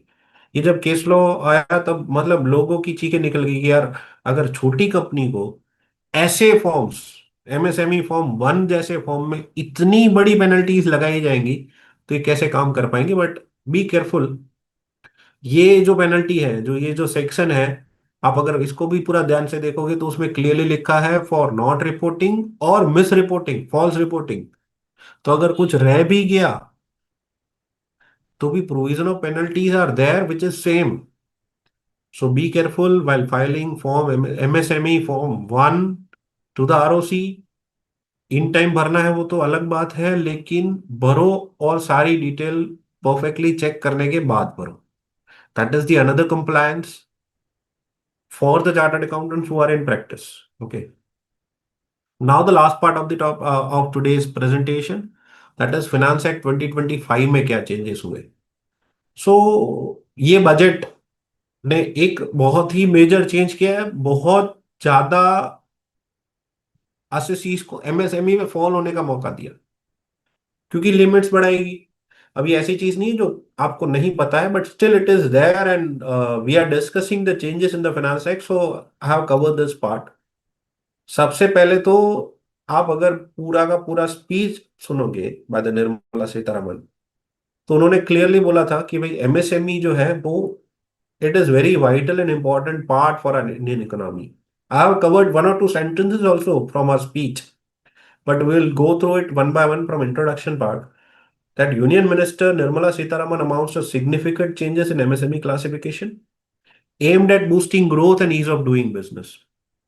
सबसे पहले कितनी चीजें, credit expansion, classification revision and startup support, ये 3 चीजों के ऊपर पूरा बजट में फोकस था. आप अगर MSME डेफिनेशन देखोगे तो वो 2020 में अमेंड हुई थी पोस्ट कोविड. अगर आपको पता हो तो 2020 का एक अमेंडमेंट आपको मिल जाएगा जिसमें ये लिमिट्स बढ़ाई गई थी. Now it has been further revised in the finance act 2025. The investment and annual limits for classification of all MSMEs will be increased. अब इन्वेस्टमेंट लिमिट्स को कर दिया 2.5 टाइम्स और टर्नओवर लिमिट्स को 2 टाइम्स करा। कैसे? तो थोड़ा ध्यान से, investment and turnover limit enhancing substantially classification will determine eligibility for scheme credit tax and procurement benefits. ठीक है, थोड़ा ध्यान से। माइक्रो स्मॉल एंटरप्राइज में जो 1 करोड़ की, ये रुपीज इन करोड़ है, जो 1 करोड़ की इन्वेस्टमेंट लिमिट थी वो 2.5 करोड़ की, याद नहीं रहता तो it is 2.5 times of the existing limit. Small enterprise 10 से 25 करोड़ कर दी, मीडियम को 50 से 125 करोड़ इन्वेस्टमेंट पार्ट पे। टर्नओवर लिमिट में आप देखोगे तो माइक्रो एंटरप्राइजेस को 5 से 10 करोड़ का लिमिट मिला, स्मॉल को 50 से 100 करोड़। अब 100 करोड़ तक की टर्नओवर वाले सारे के सारे जो कि 25 करोड़ के इन्वेस्टमेंट पे काम कर रहे हैं एंटरप्राइजेस, वो सब के सब स्मॉल एंटरप्राइज बेनिफिट ले रहे हैं। ठीक है, तो 50 से 100 वाले मीडियम एंटरप्राइजेस वालों को अब स्मॉल एंटरप्राइज बेनिफिट मिलेगा जो एमएसईज में फॉल हो गए। And third is medium enterprise.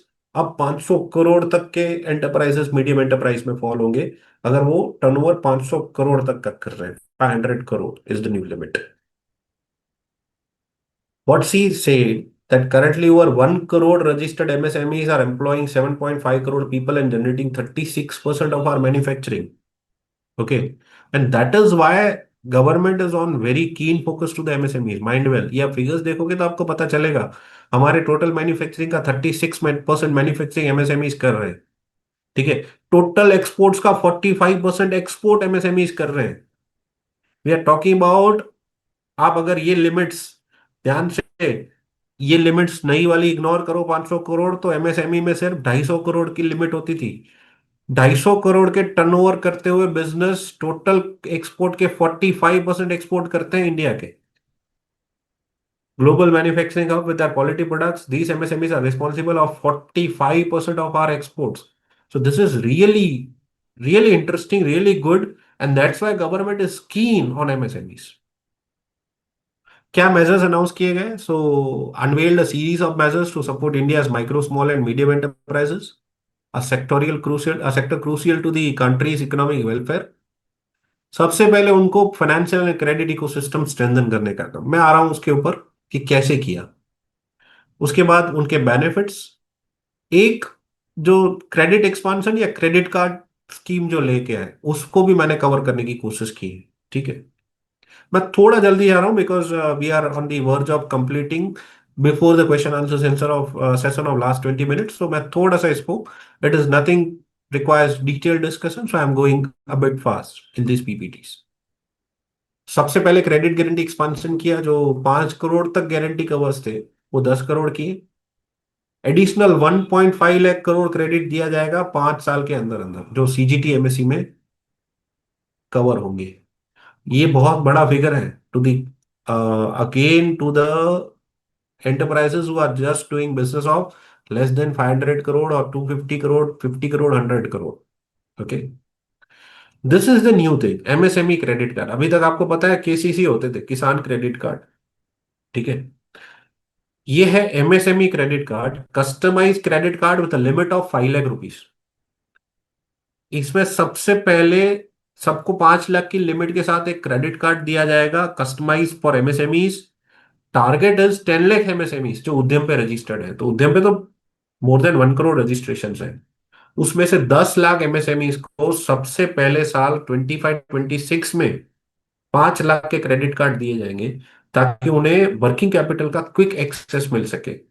ठीक है, this will surely boost the economy for sure. Startups को गारंटी लिमिट्स बढ़ाएगी फ्रॉम 10 करोड़ टू 20 करोड़। ठीक है, और गारंटी की फीस रिड्यूस की गई, क्योंकि हम जब भी गारंटीज लोन में गारंटी वाले स्कीम्स ऑप्ट करते हैं तो it is chargeable and fees are on the higher side, but guarantee fee reduce करना बोरोइंग कॉस्ट अल्टीमेटली हमारी लो करेगा।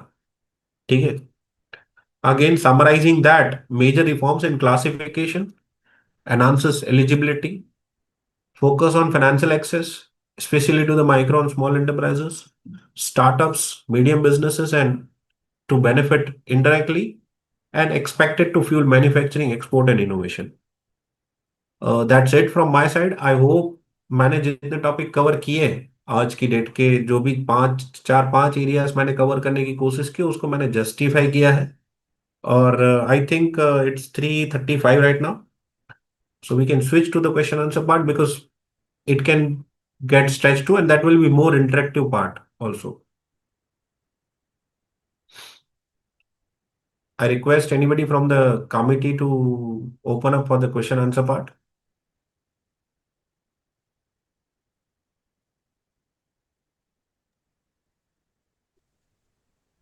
Sir, Hello, sir. Thanks a lot, Kapil sir, for your deep insight into the topic. Thank Manu you. sir, I would request the sir. I'm asking for the questions from the coordinator. Till now, I have not received any questions from them. Okay. Manu sir, just I Yeah, am sir. sending There are certain questions. There are certain questions. Sir, there is a question that uh, MSME vendor failed to file the GST return in time and GST input not available to the company. So sir MSME vendor था, उसने अपनी GST return file नहीं करी time पर और GST input नहीं मिल पाया company को. In such case, can company hold GST payment to MSME vendor and will it come under non-compliances? देखिए, आप जो बोल रहे हैं holding GST for not paying to the government department, ये उस कंपनी को कौन से लॉ में प्रोटेक्शन मिल रहा है? Logically saying, if I am a recipient of goods or services from an MSEs, and if somebody is supplying goods to me, charging GST from me, the liability to pay GST is of the supplier. Okay. If the supplier is not paying GST or not filing the GST form, and the credit in our GST system is not available to me, तो इसका मतलब ये थोड़ी हो गया कि मुझे protection मिल गया कि नहीं अब मैं उसको पेमेंट भी ना करूं. दो it is a routine practice by the corporates, I know कि कंपनियां ये करती हैं कि भाई आप जब तक जीएसटी पेमेंट प्रूफ ना दो हम आपको पेमेंट नहीं करेंगे. But I think legal backing इसको नहीं मिलेगा. It will be a default under MSME for sure. It is the liability for the recipient, for the buyer company, and if the payment is not made in time, it will be in default for sure. Sir एक question है कि legal deadline क्या है payment की अगर MSME, ठीक है कि एमएसएमई को पेमेंट मिल जानी चाहिए, पेमेंट करनी है, मतलब एमएसएमई ने अगर गुड्स एंड सर्विसेज सप्लाई कर दी है. देखिए, एमएसएमई ने गुड्स, उसका एक पूरा का पूरा सेक्शन है. मैं अगर एक्ट में जाऊंगा तो आपको पता चलेगा. डिफाइंड डेट्स हैं. देखो, सबसे पहले तो रिसीट ऑफ गुड्स और सर्विसेज से अगर कोई कॉन्ट्रेक्चुअल ऑब्लिगेशन नहीं है तो 15 दिन का टाइम लिमिट है एमएसएमई एक्ट में. एमएसएमई एक्ट की बात कर रहा हूँ, ठीक है. If there is an agreement between the supplier and the buyer, the agreement can have any number of days. Okay. But again, MSME Act says even though the agreement says 60 days, 70 days, 90 days, the payment should be within 45 days. That's what the MSME Act is saying. तो अगर agreement है तो ये मैंने शायद मेरे एक PPT में कवर किया था कहीं पे, बट मैंने थोड़ा जल्दी से उसको कवर कर लिया कि विच एवर इज अर्लियर आएगा. If it is agreed period of 45 days, which ever is earlier, ये रहा. And if it is due within 15 days, otherwise it is due within 15 days. These are the due dates. I believe that that was the question. What are the due dates? Sir next question है कि क्या companies को mandate है कि वो disclose करेंगे MSME dues in their financial statements. Yes, schedule 3 में है ही. It is there in schedule 3.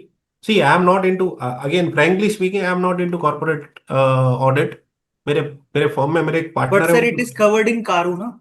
Yes, कारों में भी है और मेरे ख्याल से शेड्यूल 3 में भी कंप्लायंस तो है ही है.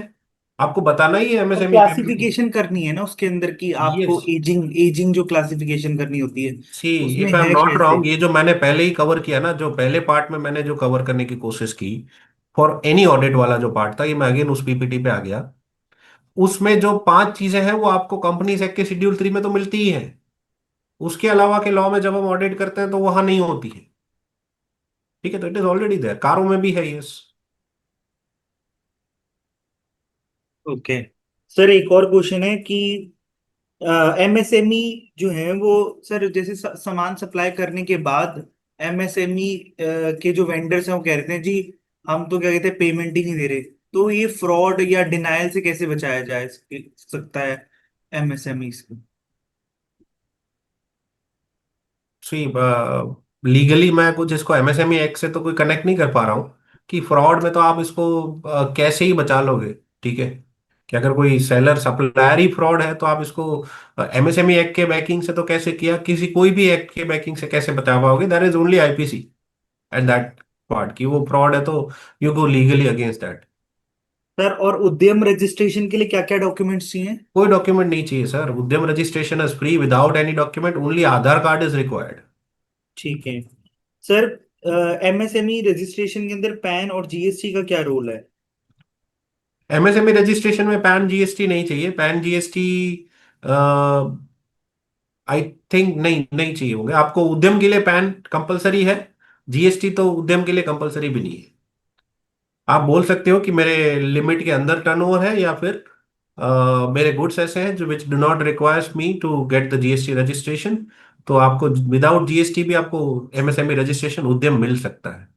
सर और उद्यम रजिस्ट्रेशन की फायदे क्या हैं और प्रोसेस बता सकते हैं ब्रीफ में?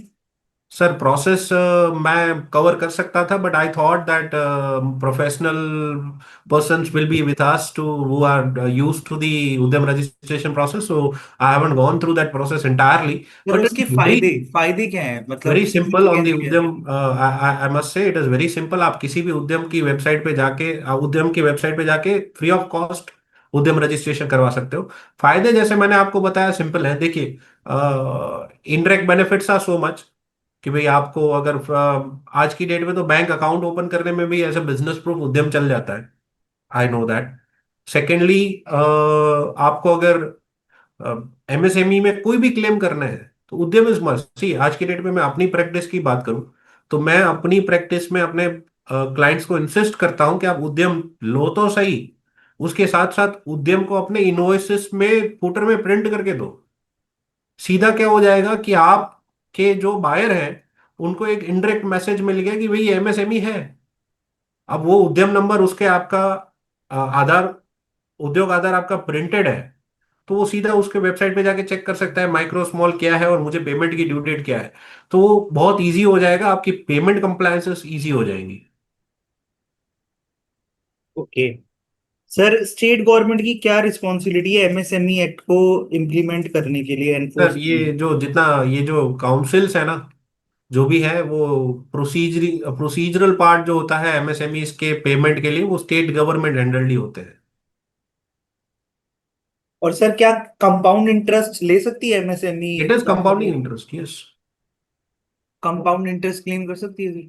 ये 21% जो है वो कंपाउंडिंग इंटरेस्ट ही है सर। ठीक है सर। और सर क्या कहते हैं, कोई टर्नओवर और इन्वेस्टमेंट थ्रेशोल्ड रिवाइज हुआ है एमएसएमई के लिए? Yes, it is has been already revised which I already discussed I believe. Has there, sir क्या कोई चेंजेस हुए हैं टाइमलाइन के अंदर कि आपको एमएसएमई को इतने टाइम में पेमेंट करनी है सेक्शन 15 के अंदर? उसमें कोई चेंजेस नहीं है, सेक्शन 15 में कोई चेंजेस नहीं है। The dates were already prescribed and it is still applicable with the same. Sir जो एमएसएमई एक्ट के तहत इंटरेस्ट देना है एमएसएमई को, सो वेदर मीडियम एंटरप्राइजेस को भी क्या कहते हैं 45 दिन के बाद इंटरेस्ट पे करना है या नहीं करना? देखिए, आप प्रोटेक्शन, आप एमएसएमई एक्ट को थोड़ा ध्यान से देखोगे ना, ये बहुत बार हमारे डिस्कशंस में आता है कि भाई मुझे एक दो लोगों ने ऐसा पूछा भी था कभी कोई सेशन में कि कपिल भाई आप बात करते हो एमएसएमई की, लेकिन जब भी सारे के सारे प्रोटेक्शन और राइट की बात करते हैं तो हम सिर्फ एमएसईज की बात करते हैं, मीडियम एंड स्मॉल एंटरप्राइजेस की। ठीक है, तो माइक्रो एंड स्मॉल एंटरप्राइजेस की बात करते हैं, मीडियम एंटरप्राइजेस के राइट। तो मीडियम एंटरप्राइजेस को डायरेक्टली सेक्शन 15 कोई राइट नहीं दे रहा है। ठीक है, क्योंकि वो तो सिर्फ क्लियर कट वर्ड्स यूज किए गए हैं, माइक्रो एंड स्मॉल एंटरप्राइज को ही पेमेंट की टाइम लिमिट में देना है और उसी को आपको इंटरेस्ट मिलेगा।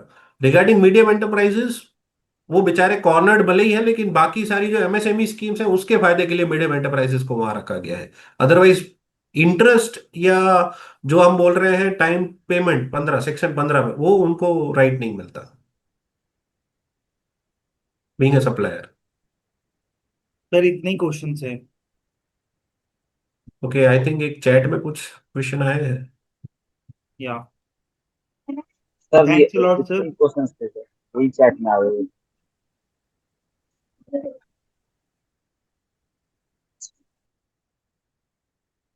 So I thought we have gone through the questions to in a quicker part, that we discussed it in a less than 5 minutes. Yes, yes. Also, in between, if I will get any questions, I will just send to Manu sir. Sorry? In between, if I will get any questions, I will just send to Manu sir. नहीं, sure, मैं आपको contact detail है आपके पास, you can, अगर आपको कोई question आता है तो we can sure, you can sure ask me any time. Sure, sure. Should I conclude? Yes, sir. Okay, Thank so you so much, sir, for wonderful even I session. want to thank once again to the committee for giving me this wonderful opportunity to share my ideas. Uh, Thank you once again. Thank you the coordinators. Thank you Goel ji for introducing me, and thank you all the technical support and committees. Thank you so much. Thank you, sir.